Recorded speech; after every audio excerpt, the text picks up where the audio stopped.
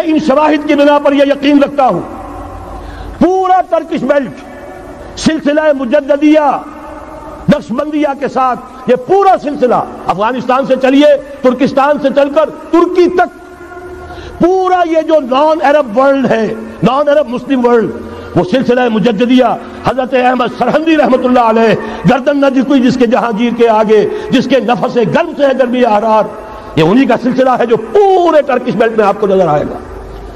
پھر شاہ ولی اللہ جیسا مفکر. بہرحال یہ تمام شواہد ہیں اور میرے لیے تو سب سے بڑے شواہد جو ہے اب وہ احادیث دیکھیے جو حضور نے بیان فرمائی. جب یہ مارکا گرم ہوگا ایک حدیث ہے حضور فرماتے ہیں ابن ماجہ کی روایت ہے حضرت عبداللہ ابن حارث رضی اللہ تعالی عنہ سے یخرج ناس من المشرق یوطئون للمہدی یعنی سلطان ہی. جب اس عالم عرب میں دیکھیے ایک بات میں عرض کر چکا ہوں بڑی تلخ بات ہے عالم عرب ہمارا بہتر حصہ ہے افضل حصہ ہے ان کو اللہ نے فضیلت ہم سے بہت زیادہ دی ہے. سب سے بڑی فضیلت کہ محمد خود صلی اللہ علیہ وسلم عرب تھے یہ رتبہ بلند ملا جس کو مل گیا. پھر مستقل فضیلت اللہ کا کلام ان کی زبان میں موجود ہے مادری زبان. لہذا اگر انہوں نے کوتاہی کی انہوں نے پیٹھ دکھائی بہت بڑے مجرم ہیں اس میں کوئی شک نہیں. اور یہی وجہ ہے یہ سارے ملاحب وہی ہونے ہیں. ایسی ایسی بھاری جنگیں حضور فرماتے ہیں اتنے لوگ ہلاک ہوں گے کہ پرندہ اڑتا چلا جائے گا اترنے کی جگہ نہیں ملے گی لاشیں ہی لاشیں ہوں گی. یہ شکل ہونے والی ہے. اور میں تو چونکہ ایک مضمون اور کتابچے کی شکل میں بھی شائع ہو چکا ہے جس میں کہ حضور کی اس حدیث کے حوالے سے میری امت پر بھی وہ سب کچھ وارد ہوگا جو سابقہ امت پر ہوا اسی کے حوالے سے عرض کر چکا ہوں. اگر اس صدی میں ہولوکاسٹ میں 60 لاکھ یہودی مارا گیا ہے کوئی اسی کا دوبارہ چربا جو ہے امت مسلمہ پر بھی آنے والا ہے. لیکن اس کے بعد پھر ان کے لیے فوجیں جائیں گی مشرق سے.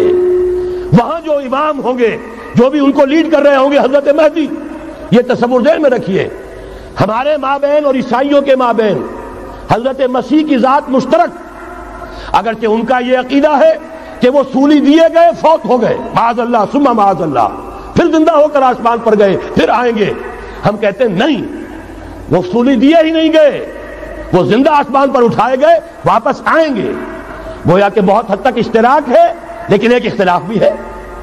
اسی طرح حضرت مہدی کے بارے میں شیعہ اور سنی تصورات میں اتفاق بھی ہے اختلاف بھی ہے. یقیناً امت مسلمہ امت عرب مجھے تو اقبال کا وہ شعر یاد آتا ہے خون اسرائیل آ جاتا ہے آخر جوش میں توڑ دیتا ہے کوئی موسیٰ طلسم سامری. تو کیا خون اسماعیل جوش میں نہیں آئے گا؟ حضرت اسماعیل کی نسل میں حضور اور حضور کی صاحبزادی حضرت فاطمہ رضی اللہ تعالی عنہا. حضور نے فرمایا میری اس بیٹی کی نسل میں اللہ تعالیٰ ایک شخص کو اٹھائے گا جو اس وقت مسلمانوں کی قیادت کرے گا. یہ چیز ہمارے اور اہل تشیع کے مابین مشترک. فرق یہ ہے وہ سمجھتے ہیں کہ ان کے 12ویں امام کہ جو آج سے 1200 برس قبل روپوش ہو گئے تھے وہ ظاہر ہوں گے. ہمارے نزدیک نہیں. وہ پیدا ہوں گے نو مولود ہوں گے عام انسانوں کی طرح آئیں گے ہوں گے نسل فاطمہ میں سے رضی اللہ تعالی عنہا اور وہ اس وقت عربوں کی قیادت کریں گے. خون اسماعیل آ جائے گا آخر جوش میں اور کوئی حضرت مہدی وہ آئیں گے اور اٹھیں گے اور قیادت کریں گے دجال سے مقابلہ کریں گے اور اس ملاحم کے اندر قیادت فرمائیں گے.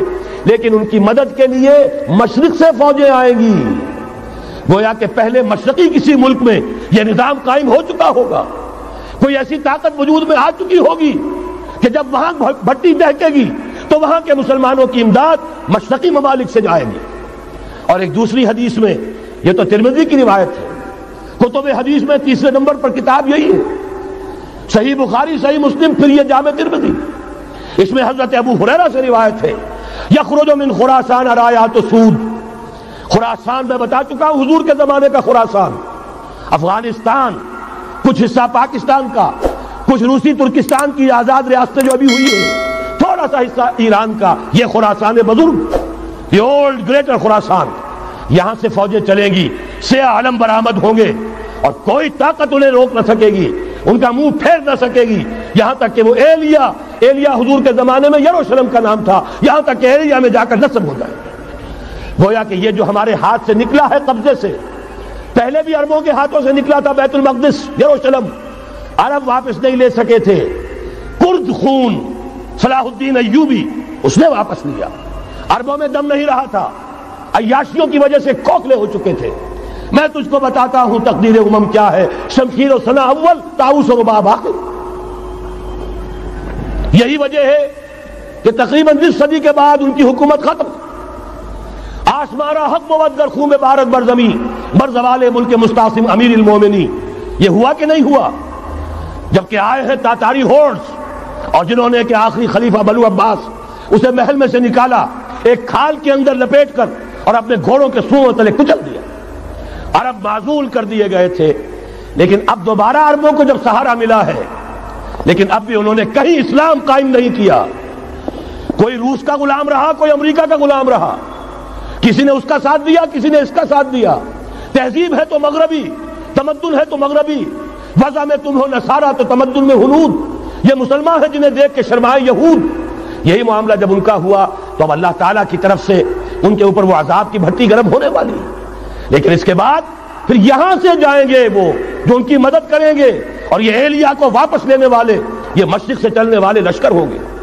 یہ 2 حدیثیں ابھی سن لیجئے، اور تیسری حدیث یہ ہے، حضور نے فرمایا، یہ سنن نسائی کی روایت ہے، قال رسول اللہ صلی اللہ علیہ وسلم عصابتان من امتی احرزهم اللہ من النار، میری امت کے 2 لشکر ایسے ہوں گے جنہیں اللہ نے آگ سے نجات دے دی ہے، پہلے ہی سے ڈکلیئرڈ ہے۔ عصابت تغزو الہند، ایک لشکر کے جو ہند پر حملہ آور ہوگا، وعصابت تکون مع عیسیٰ ابن مریم علیہ السلام، اور دوسرا لشکر وہ ہے جو حضرت عیسیٰ کے ساتھ جا کر اور ان کے ساتھ مل کر یہودیوں کے خلاف جنگ کرے گا۔ میں اس حدیث کا جو مطلب سمجھتا ہوں واللہ عالم، یہ اسی علاقے میں جب انقلاب آ جائے گا، یہ علاقہ خراسان اور پاکستان، جب یہاں نظام خلافت قائم ہوگا، یہاں سے اسلام کی توسیع ہوگی، اور یہاں سے جانب مشرق ہند اور جانب مغرب یہ جو یہودیوں کا سیلاب آ رہا ہے، ان دونوں کا مقابلہ کرنے کے لیے انشاءاللہ العزیز، ورنہ یہ عصابتان جو ہے ایک حدیث میں جمع کرنے کی کوئی اور حکمت ہو نہیں سکتی، ورنہ تو ہندوستان پہ کئی لشکر آئے ہیں، لیکن یہ کہ در حقیقت اسی وقت جبکہ عالم عرب میں وہ بھٹی دہکے گی، اسی وقت یہاں انقلاب آ چکا ہوگا۔ ایک طرف یہاں سے مدد کے لیے لشکر جائیں گے کہ جو مسلمان عرب جو ہیں ان کی مدد کریں گے، حضرت مہدی کے جھنڈے تلے لڑیں گے، حضرت مہدی کی حکومت کو مستحکم کریں گے، یؤطیعون للمہدی، دوسری طرف وہ ہندوستان کی طرف پیش قدمی کریں گے، اور یہیں سے جیسے اس وقت سیلاب نکلا تھا جزیرہ نما عرب سے، ایک داہنی طرف ایک بائیں طرف، ایران، افغانستان، ترکستان، ادھر مصر، لیبیا، الجزائر، مراکش، باریطانیہ، اسی طریقے سے انشاءاللہ اسی علاقے سے اس کا آغاز ہوگا اور بات آگے بڑھے گی۔ تو غرض اصل حاصل کیا ہے؟ یہ ہونا ہے، پچھلے آثار ثابت کر رہے ہیں کہ ہونا ہے، حضور کی احادیث بتا رہی ہے کہ یہی سے ہونا ہے۔ ہوا صرف یہ ہے ہم بھٹک گئے، ہمیں اپنی منزل یاد نہ رہی۔ میں تو بہرحال ان لوگوں میں سے ہوں جنہوں نے نعرے لگائے تھے پاکستان کا مطلب کیا، لا الہ الا اللہ۔ میں سن 46 میں یہاں حبیبیہ ہال میں قائد اعظم نے مسلم اسٹوڈنٹ فیڈریشن کے جس اجلاس کو خطاب کیا تھا، ضلع حصار سے جو 2 ڈیلیگیٹ آئے تھے ان میں سے ایک میں تھا۔ میں نے بہرحال اس تحریک میں بھی حصہ لیا ہے، ایک ننھے کارکن کی حیثیت سے لیا ہے، پھر حالات کو بدلتے اپنے آنکھوں سے دیکھا ہے، ہم کہاں سے کہاں جا پہنچے ہیں۔ ضرورت صرف اس بات کی ہے کہ آج ہمارا حال یہ ہے، ہماری قیادت، ہماری سیاست ان لوگوں کے ہاتھ میں ہے کہ وہ فریب خوردہ شاہی کے پلاح و کرگسوں میں اسے کیا خبر کہ کیا ہے، تب وہ تاب جاویدانہ، ان کی تہذیب مغربی، ان کی ذہنیت مغربی، ان کی وضاقتہ مغربی، ان کا تمدن مغربی، ان کی سوچ مغربی، ان کے سارے اطوار مغربی۔ لہذا در حقیقت ایک تو یہ کہ ان سے چھٹکارا پانا، اور دوسرے یہ کہ در حقیقت مغرب کی تمام طاقتوں کو للکارنے کے لیے اس قوم کے اندر سے جذبہ ایمان، جذبہ جہاد کو برآمد کرنا، یہ 2 کام ہیں جو کرنے ہیں۔ اور اگر ہم یہ کر لیں گے، جیسا کہ میں نے آیت آپ کو سنائی تھی، اللہ کا کوئی وعدہ غیر مشروط نہیں، ایمان اور عمل صالح، ایمان اور جہاد، یہ وعدے پورے کرو گے تو اللہ کا وعدہ بھی پورا ہوگا۔ لیکن ظاہر بات ہے جیسے یہودیوں نے یورپ کو فتح کیا اور آج وہ مغرب یہودیوں ہی کے زیر اثر ہمیں فتح کرنے پر تلا ہوا ہے. آج نوٹ کیجئے جس طرح 3 اطراف سے یہودیوں نے حملہ کیا یورپ پر، میں اس کا تذکرہ کر چکا ہوں، آج ہم پر بھی اسی طرح کا 3 pronged اٹیک ہے. نمبر 1، ایٹمی دانت نہ نکلنے پائیں اس قوم کے، رول بیک کرانے کے لیے خاموش ڈپلومیسی، اس کے ہتھ کنڈے، کہیں ان میں طاقت نہ ہو جائے، کہیں یہ چیلنج کرنے کی پوزیشن میں نہ آ جائیں، اپنے پاس ایٹمک ہتھیاروں کے انبار ہوں، لیکن کسی مسلمان ملک کے پاس آ گیا تو وہ اسلامک بام بن جائے گا. اگر وہ اسرائیل کے پاس ہے کوئی حرج نہیں، لیکن پاکستان کے پاس کسی صورت میں ہتھیار نہیں ہونا چاہیے. کمزور رکھو، ہمارے دستے نگر رہے، ہماری ہی مرضی پر